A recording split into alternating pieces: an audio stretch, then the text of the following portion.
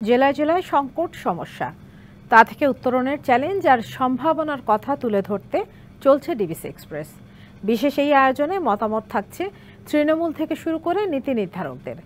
DBC express আজ সারাদিন আছে গাজীপুর জেলায়। ডিবিসি নিউজের বিশেষ আয়োজন ডিবিসি এক্সপ্রেস। আজ সারাদিন ছিলাম এই টঙ্গী থানা। সেখানে আসলে তুলে ধরার চেষ্টা করেছি বিভিন্ন বিষয়, সমস্যা সমাধান, উত্তরণের নীতি নির্ধারকরা কী ভাবছেন সেসব বিষয়। এছাড়াও রয়েছে এই টঙ্গী থানাকে কেন্দ্র করে বিভিন্ন জায়গায় মাদকের আখড়া বসে, এছাড়াও ছিনতাই সহ সন্ত্রাস সহ নানা অপরাধে যুক্ত রয়েছে এখানকার কিছু অংশ বাসিন্দারা। তারা আসলে তাদের বিষয়ে কী ধরনের পদক্ষেপ নিচ্ছেন আইন শৃঙ্খলা বাহিনী, সেসব বিষয় জানাতে আমাদের সঙ্গে যুক্ত আছেন এই গাজীপুর মেট্রোপলিটন পুলিশের দক্ষিণ বিভাগের অপরাধের উপ পুলিশ কমিশনার। কথা বলবো, জানার চেষ্টা করব তিনি তার পক্ষ থেকে আসলে কতটা পদক্ষেপ নিয়েছেন। স্বাগত আপনাকে ডিবিসি এক্সপ্রেসের। শুরুতে জানতে চাচ্ছিলাম, যেহেতু টঙ্গী একটি অপরাধমূলক জায়গা, সেখানে রেল স্টেশন রয়েছে, পাশাপাশি একটি মাজার রয়েছে, সেখানেও মাদকের একটা শুধু মাদক নয়, অস্ত্র থেকে শুরু করে সব ধরনের অপরাধ কাজকর্ম চলে। সেই বিষয়গুলো নিয়ে আসলে আপনারা কতটুকু দেখভাল করেছেন বা কতটুকু পদক্ষেপ নিয়েছেন, জোরালো কোনো পদক্ষেপ নিয়েছেন? ধন্যবাদ আপনাকে। আপনি ঠিকই বলেছেন যে এই টঙ্গী এলাকাটা অত্যন্ত অপরাধপ্রবণ এলাকা, কারণ এই টঙ্গী এবং এর আশপাশ এলাকায় অর্থাৎ এই জিএমপির ক্রাইম সাউথ বিভাগে ছোট বড় প্রায় 19টি বস্তি আছে, যার মধ্যে বাংলাদেশের অন্যতম বৃহত্তম দুটি বস্তি সহ। তো এই বস্তি এলাকাগুলি হচ্ছে সকল প্রকার ক্রাইমের আপনার সূতিকাগার। এইখানে মাদকের সরাসরি আছে, আর মাদক হচ্ছে সকল ক্রাইমের মাদার আসলে বলা চলে, রুট। তো সেই জন্যে এখানে বসবাস করে প্রচুর ভাসমান মানুষ, প্রচুর ইন্ডাস্ট্রি, অনেক ইন্ডাস্ট্রি বন্ধ হয়ে গেছে, অনেক ইন্ডাস্ট্রির বেতন বেশ কয়েক মাস যাবৎ বেতন নাই, এরকম রুগ্নভাবে চলে। তো এই সমস্ত শ্রমিকরা বেতনহীনভাবে থাকে, তারা বিভিন্ন সময় হতাশা থেকে নেশাগ্রস্ত হয়।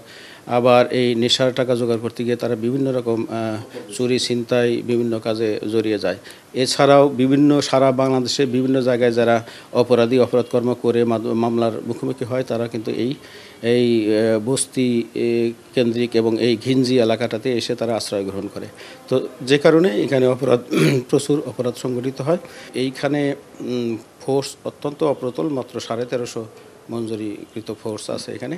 তো সেই ফোর্স দিয়ে আসলে এই বিশাল জনগোষ্ঠী এবং এই ঘিঞ্জি এলাকাটা মেনটেন করা মানে খুবই কষ্টসাধ্য। তারপরে আমাদের সবসময় আমাদের প্রচেষ্টা থাকে এই অপরাধগুলোর সাথে ফাইট দেওয়া। বিমানবন্দর থেকে কোনো যাত্রীকে উঠতে দেখি, তখন তারা টঙ্গী আসার সাথে সাথে একটা আতঙ্ক কাজ করে যে এই বুঝি বাইরে থেকে কেউ এসে আমার ফোনটা নিয়ে গেল, বা এই ধরনের একটা অভিযোগ সবসময় আমরা বরাবরই দেখে থাকি।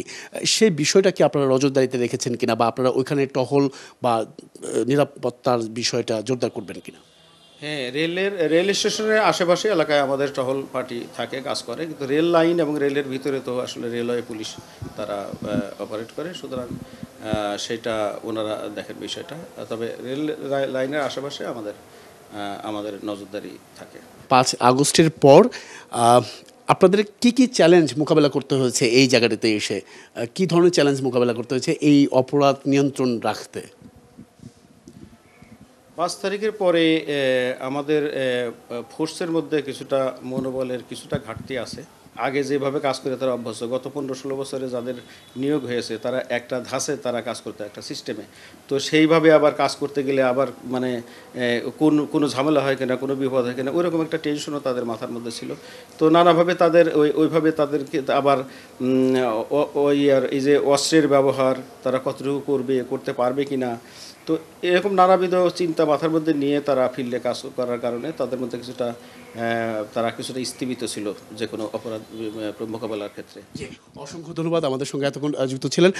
পরবর্তীতে আগামীকাল থাকছে গাজীপুর জেলার ভিন্ন কোনো থানা কিংবা উপজেলা, সেখানে তুলে ধরার চেষ্টা করব সাধারণ মানুষের সমস্যা সমাধানে উত্তরণে নীতি নির্ধারকরা কী ভাবছেন, কী করছেন, কী পদক্ষেপ নিচ্ছেন সেসব বিষয়। সঙ্গে থাকুন ডিবিসি এক্সপ্রেসের।